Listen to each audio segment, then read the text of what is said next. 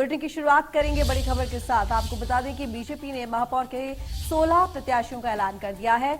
तो बता दें आपको कि महापौर के 16 प्रत्याशियों का ऐलान किया बीजेपी ने और ग्वालियर से सुमन शर्मा को महापौर प्रत्याशी बनाया है बीजेपी ने। तो बीजेपी ने सभी 16 प्रत्याशियों के नाम का ऐलान किया, घोषणा की और साथ ही ग्वालियर से सुमन शर्मा को प्रत्याशी बनाया गया है। तो ये सभी 16 सीट, हालांकि आपको बता दें काफी समय से बीजेपी चर्चा कर रही थी और कुछ सीट थी जिनको लेकर पेच फंसा हुआ था। 13 सीटों पर ऐलान कर दिया था, लेकिन इसके बावजूद भी कुछ सीटें बाकी थी। तो सभी 16 प्रत्याशियों के नाम का ऐलान फिलहाल बीजेपी ने कर दिया है।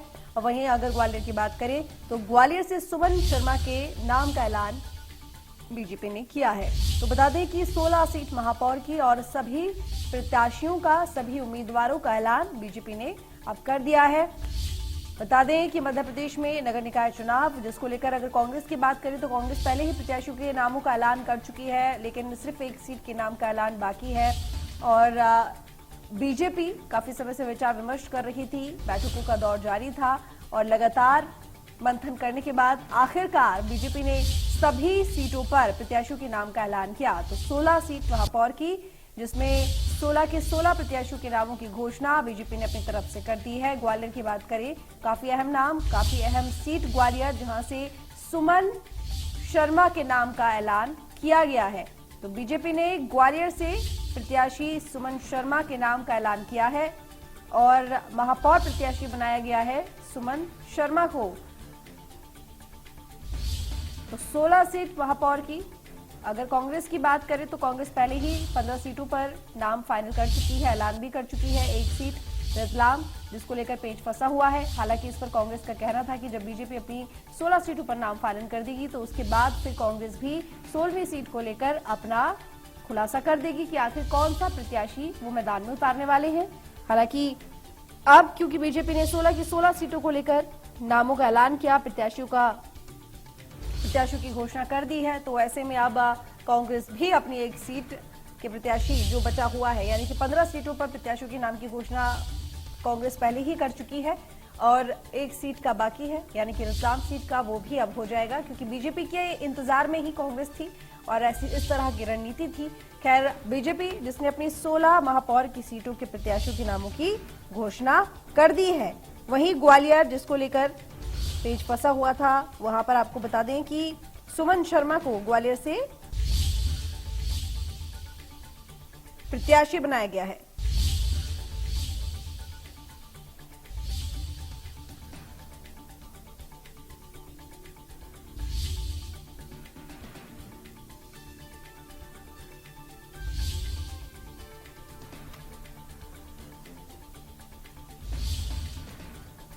तो 16 सीट जिनको लेकर प्रत्याशियों के नामों का ऐलान बीजेपी कर चुकी है और काफी विचार विमर्श करने के बाद बीजेपी ने नामों का ऐलान किया। मंथन, बैठकों का दौर, साथ ही आपको बता दें कि केंद्र, यानी कि जो केंद्र में नेतृत्व है,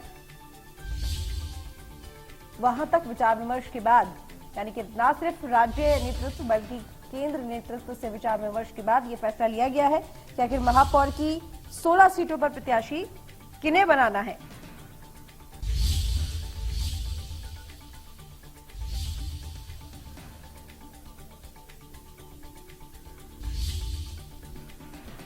तो 16 सीटों पर बीजेपी ने अपने प्रत्याशी घोषित किए। ग्वालियर से सुमन शर्मा को प्रत्याशी बनाया गया है।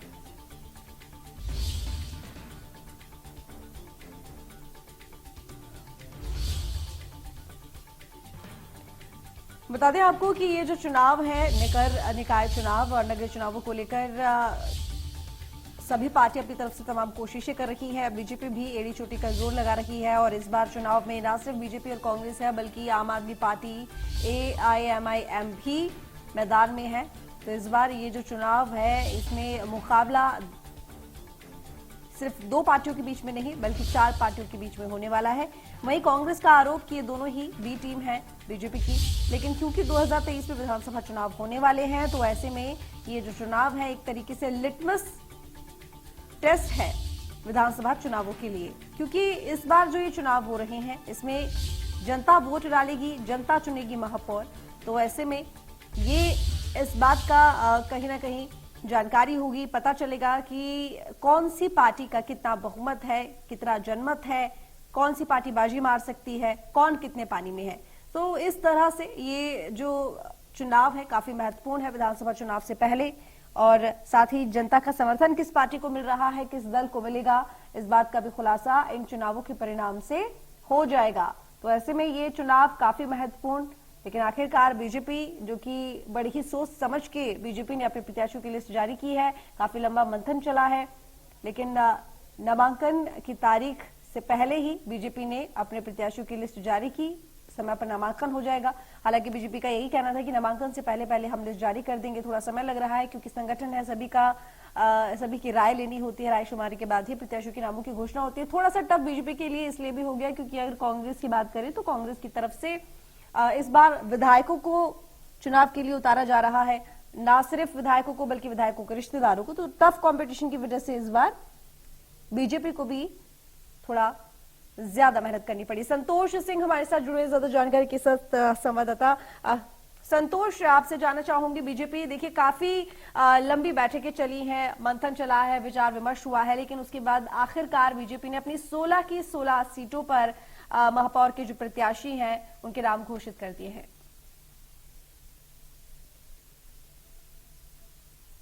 सवाल दोहराएंगे आपका? जी संतोष, बीजेपी जिसको काफी वक्त लगा, क्योंकि देखिए काफी समय से विचार विमर्श चल रहा था, कांग्रेस ने बहुत पहले ही 15 सीटों पर अपने प्रत्याशियों की घोषणा कर दी थी, लेकिन बीजेपी लगातार ये बात कह रही थी कि विचार विमर्श हो रहा है, मंथन चल रहा है, लेकिन यहाँ पर कहीं ना कहीं कांग्रेस की तरफ से आरोप भी लगे, क्योंकि ये कहा जा रहा था कि एकजुटता नहीं है, बिखराव है, इसी वजह से वक्त लगा रहा है। लेकिन आखिरकार बीजेपी ने अपनी तरफ से 16 प्रत्याशियों की जो लिस्ट है वो जारी कर दी। देखिए, मैं आपको बता दूं कि जो सस्पेंस था ग्वालियर की सीट को लेकर, महापौर पद के प्रत्याशी को लेकर, वो सस्पेंस बीजेपी ने अभी कुछ देर पहले ही खत्म कर दिया है और बीजेपी की वरिष्ठ जो नेता हैं सुमन शर्मा, उनके नाम पर अपनी मोहर लगा दी है। अब भारतीय जनता पार्टी की तरफ से ग्वालियर से महापौर पद की प्रत्याशी सुमन शर्मा रहेंगी मैदान में।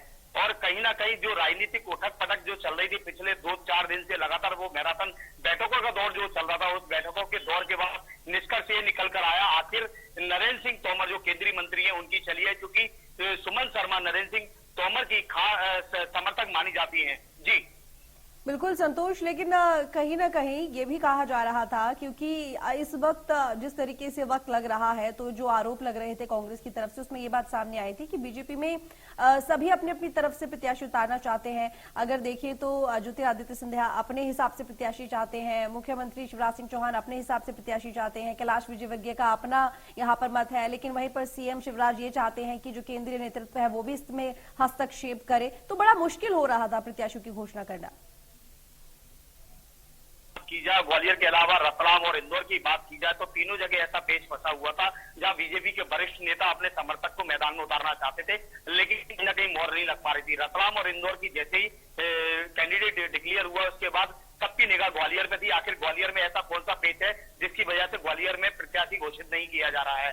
नरेंद्र सिंह तोमर और केंद्रीय मंत्री ज्योतिरादित्य सिंधिया से लगातार जब चर्चा की गई तो उन्होंने मीडिया के सामने आके बयान दिया कि पार्टी में कहीं किसी भी प्रकार की अंतर कला नहीं है, सहमति की बात है, सहमति बन गई है।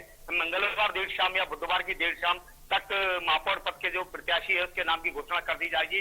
और बीजेपी ने आज घोषणा कर दी है, बीजेपी की जो वरिष्ठ नेता है सुमन शर्मा, उन पर अपनी नाम की मोहर लगा दी। अब वो बीजेपी की कैंडिडेट है ग्वालियर से और मैदान में है। अगर बात की जाए कांग्रेस की, कांग्रेस जो आरोप लगा रही, तो कांग्रेस का आरोप लगाना लाजमी है, क्योंकि कांग्रेस ने सबसे पहले बाजी मारते हुए मध्य प्रदेश में अपने महापौर पद के प्रत्याशियों की घोषणा कर दी थी। और ग्वालियर से बात की जाए तो ग्वालियर से डॉक्टर सतीश सिकरवार जो पहले बीजेपी में थे, बाद में कांग्रेस में शामिल हुए और वर्तमान में विधायक है, उनकी पत्नी पर विश्वास जताया तो शोभा सिकरवार कांग्रेस की एक दमदार प्रत्याशी है। तो ऐसी स्थिति में वो सामान्य वर्ग से आती है। ऐसी स्थिति में बीजेपी के बाद बड़ा मुश्किल था कि एक ऐसे प्रत्याशी को मैदान में उतारा जाए जो कहीं ना कहीं कांग्रेस के प्रत्याशी पर भारी पड़े।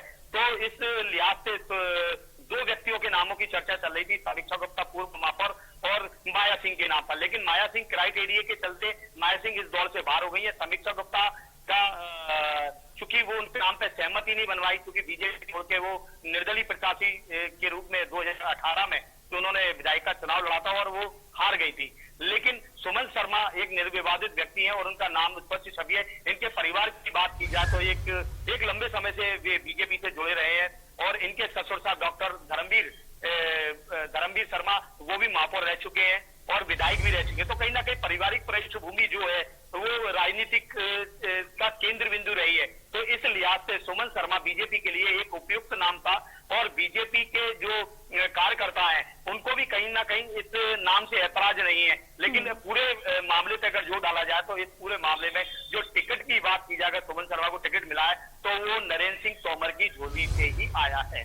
जी ठीक है, यानी कि ये बात सही है कि जिस तरीके से जो आरोप लग रहे थे कि कहीं ना कहीं डिस्प्यूशन है तमाम नेतृत्व में, तमाम नेताओं में, इसी वजह से देरी हो रही थी और शायद इसी वजह से ग्वालियर की सीट को लेकर भी पेच फंसा रहा। लेकिन इसके साथ ही देखिए कांग्रेस की अगर बात की जाए यहाँ पर, क्योंकि बीजेपी ने भले ही यहाँ पर देरी की हो, पहले 13 सीटों पर प्रत्याशी घोषित कर दिए, उसके बाद फिर 3 सीटों पर बाद में किए गए, लेकिन वहीं कांग्रेस की तरफ से भी एक सीट है रतलाम जिसको लेकर पेच फंसा हुआ है। कहीं ना कहीं देखिए वो भी कांग्रेस की रणनीति है, शायद वो भी यही इंतजार कर रही थी कि बीजेपी अपनी सीटों पर घोषणा कर दे, रतलाम से जो प्रत्याशी उतार रही है उसकी घोषणा कर दे, उसके बाद हम भी घोषणा कर देंगे। जी, कांग्रेस के जो प्रत्याशी घोषित हुए उसी का इंतजार कर रही थी कि कांग्रेस के पहले प्रत्याशी घोषित हो जाए, उसके बाद बीजेपी अपना जो वो चेहरा, जिताऊ चेहरा मैदान में उतारेंगे और उसका कहीं ना कहीं उन्होंने इंतजार किया है और आज ये इंतजार खत्म हुआ है। और ग्वालियर के साथ साथ अब लगभग प्रदेश की जो 16 सीटें हैं उस पर बीजेपी की प्रत्याशी मैदान में है और जल्दी ही अब ये चुनाव प्रचार की जो आगाज है वो आपको कल से देखने को मिलेगा। जी चलिए ठीक है, बहुत शुक्रिया आपका तमाम जानकारी के लिए। मध्य प्रदेश, छत्तीसगढ़ की हर खबर सीधे आपके मोबाइल फोन पर। अभी सब्सक्राइब करें हमारा चैनल और पाएं पल पल की खबर।